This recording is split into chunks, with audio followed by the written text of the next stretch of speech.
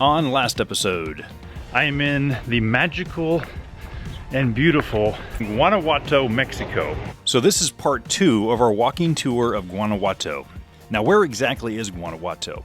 If you point your finger at the very center of the map of Mexico, you will find Guanajuato. In fact, there is a famous monument close by called Cristo Rey, which they say is technically the center of Mexico. So that's where we are. And if you look closer at the map, the city of Guanajuato is sort of shaped like a bowl. And the higher elevation areas are here on this road called the Panoramica, named that because of the panoramic views. At the bottom is where you'll find the main walking part of the city, which is the El Centro. That's where I'm at now. All right. Continuing on, just kind of around. It's almost endless, the little streets and alleys you can walk down and see interesting things. I am getting ready to enter the main jardín of the city, which is the garden where it's full of life. Right now, it's, like I said, it's in the morning, so it's not so full of life, but in the afternoons and evenings, this place comes alive, where you have you know, young people, old people, tourists. Obviously right now with the pandemic situation, not as many tourists. You got restaurants right here on the plaza in the jardín. You got these beautiful trees.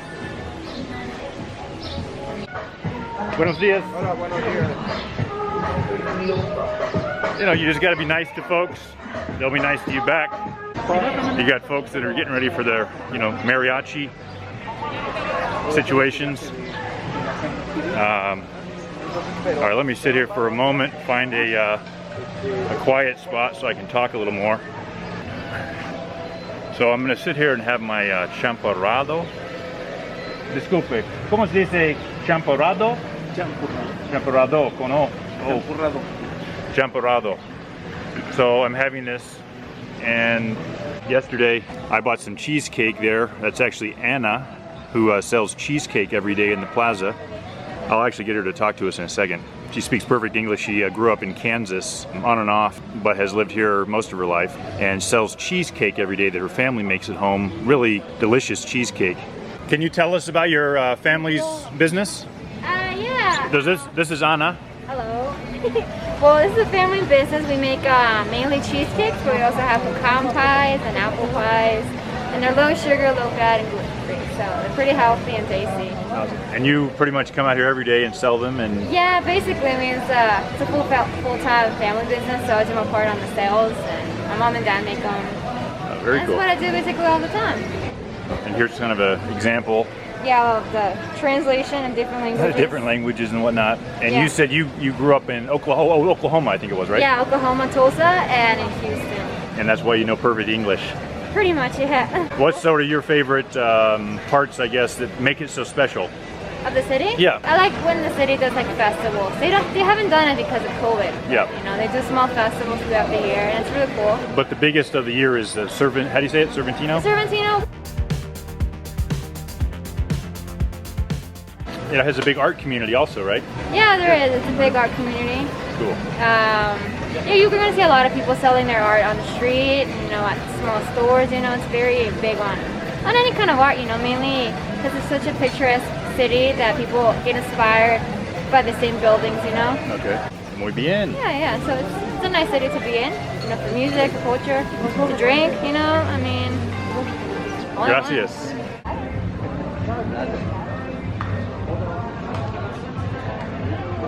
All right, so this here is the famous Teatro Juarez, which is the main theater, old-fashioned theater in the city, where typically, especially in the evenings and the night, but now because of COVID they have it blocked off, but typically you have hundreds of the city's youth who will sit here, and it's a social place where you can meet your friends, come here to the plaza, sit on these steps, hang out with your friends, talk to them. That's where it really, you know, the city comes alive. So here's a little street market.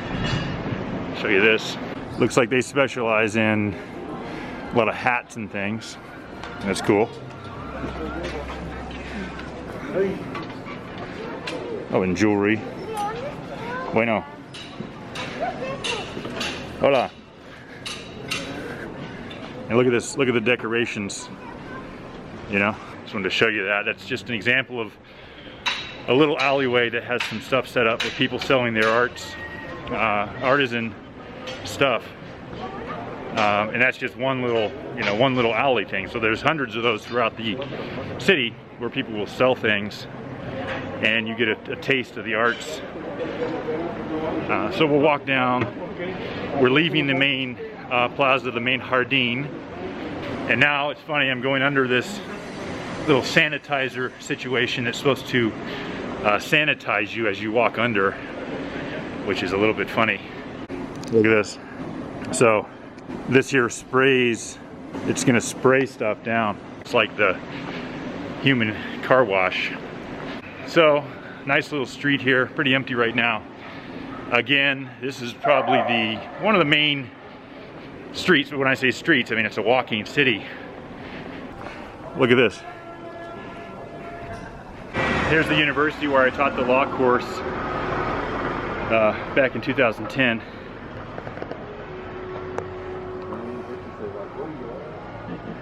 Now they've blocked off a lot of the stairs throughout the city because that's where people kind of congregate. So I think it's because of the pandemic that they've blocked off this stairway.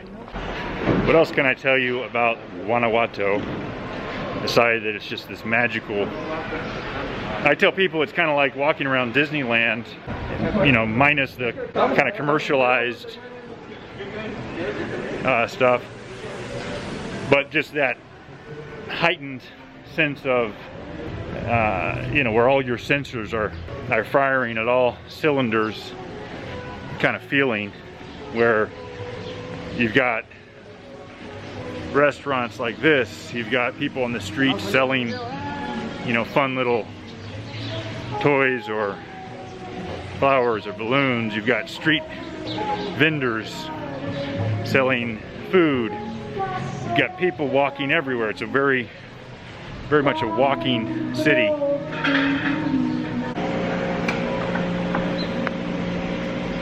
Another one of those,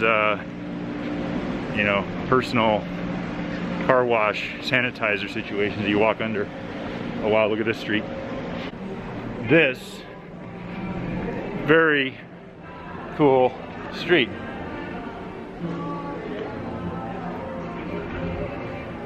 A guy playing music on the street up here. Look at this though.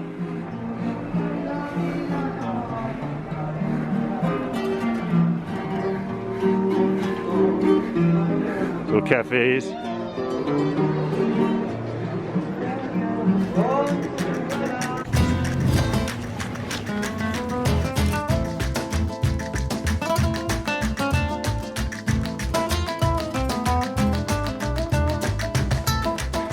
Going back up. Oh, I almost forgot one of the biggest things to talk about with Guanajuato. Let's see if I can. Okay. The tunnels of Guanajuato. All right, so under the city, it is filled with tunnels that people take their cars in, and that is kind of a quick way to get around, because if you drive around in the city, you saw that a lot of traffic stops because there's service vehicles stopping in front of you. Very narrow streets, a lot of traffic jams, so to speak, on these tiny alleyways. So originally these tunnels in the city, and now they're used as kind of bypasses of different areas of heavy traffic in the city. But my point is, under this city are the most amazing tunnels, where you have roadways, and honestly they look like they're going to collapse at any moment, but they've been here for centuries with no problem, and it's quite interesting to be driving through these tunnels.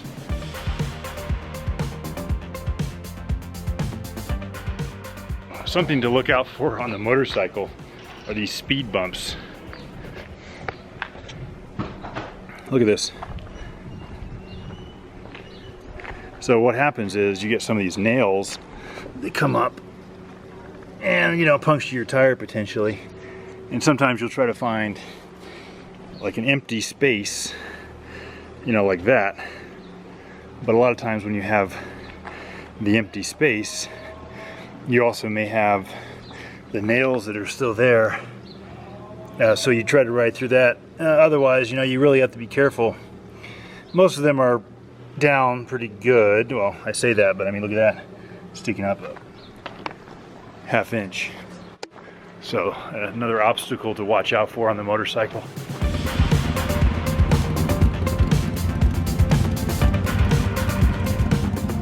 Okay, I just walked back up the hill from the down. Buenos dias. Oh, by the way, you like my new hat? $2 at the local shop because I forgot a hat and it was kind of sunny. All right, back at the Panoramica, which is the obviously panoramic view of the city, a road that goes around pretty much the whole city, and you look down into the bowl. This is what you get, down into the bowl. So I was walking, you know, down in there. If you see, let's see if I can show you. In the far distance, you will see the dark red church dome right in the center of the image right now, and next to it is the Teatro Juarez. That's right in front of that jardín I was showing you earlier. And then you might be wondering what this is on the other side, that railway that goes up. So there's one of the most famous tourist spots in the city is right in the center of the screen now, called Pipila. And it's a big statue of a significant historical figure, and that's a big, you know, overlook from the city. And you can get there by walking up many steps, or you can also take that tram to get up there. So right now we're taking a quick walk. We are actually at one of the higher points of Guanajuato as far as elevation goes. But the cool thing about Guanajuato and the nice people here is that you never know kind of what you're going to be invited to do. So as I'm walking out of my little Airbnb today, the owner of the Airbnb, Idali Hola. is her name. Su nombre is Idali. Anyway, I was going to go walking. She says, hey, you want to go walking with me? I'm going to take a quick hike around this sort of upper elevation area of the city, and you can get a great view of the city. And I said, okay, great, I'm in. So you just have to be open to doing these new things, and you never know what you might see. And the people here are just incredibly nice. But you get to this location here, which is Mina de Mellado o Mina de San Vicente. Okay, San Vicente. San Vicente. Allá está la iglesia de Mellado, así se llama esta zona. So it's the mine where they used to have an old mine, and it's called San Vicente. So the Minas is the mines. But let me give you the vista, the view. Look at this. You know, upper elevation areas of the city, you get to see the panoramic view of these incredibly colorful homes. It's just really a cool place, and these hidden hikes and whatnot are what make it so special with people from here, that you can learn so much history. For example, we just looked at this old, I'm going to show the Teatro. We looked at this old theater that's kind of like, you know, an old Shakespearean style, very antique, Antigua, very ancient. Up here at this old mine area, I want to show you the kind of stuff that they have here.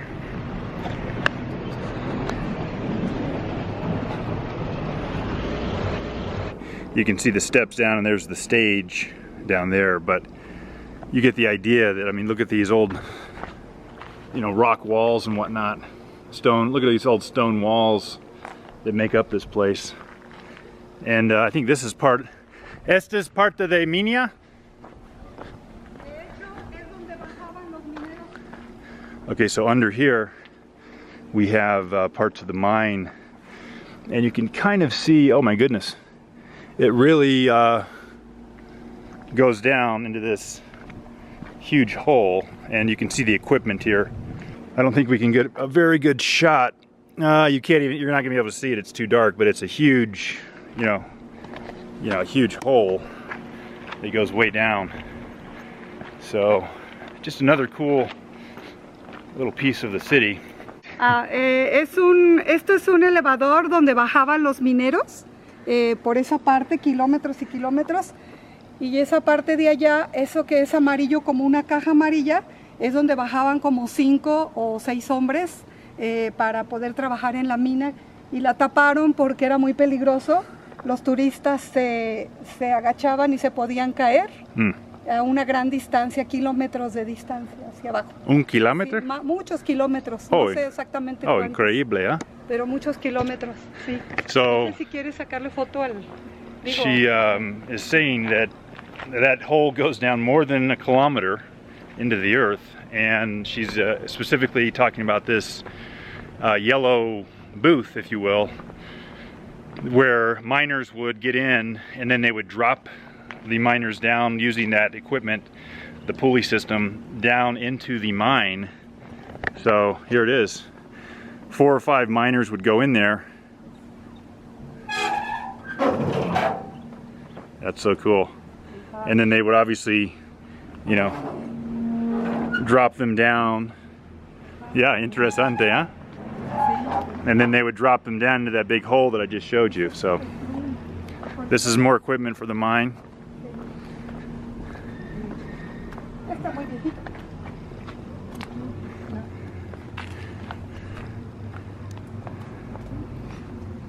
No funciona ahora. no, ¿Mina? La mina sí, creo que sí funciona todavía. Oh, sí. Pero ya con muy poca gente. Okay. Sí, ya muy poca. So we're getting close to the entrance to the mine where the actual workers go in, which is below where we just were. We can't go inside the mine, but I'll show you the entrance. So this is the entrance, and that up there was the building we were standing on top of that I just showed you earlier. She asked the guard there what they do the mining for, and he says gold and silver are the main items, so pretty interesting. So now we're here just kind of on the other side of where that mine was. If you can see right there, that's where we were just a few moments ago. Just incredible kind of canyon here.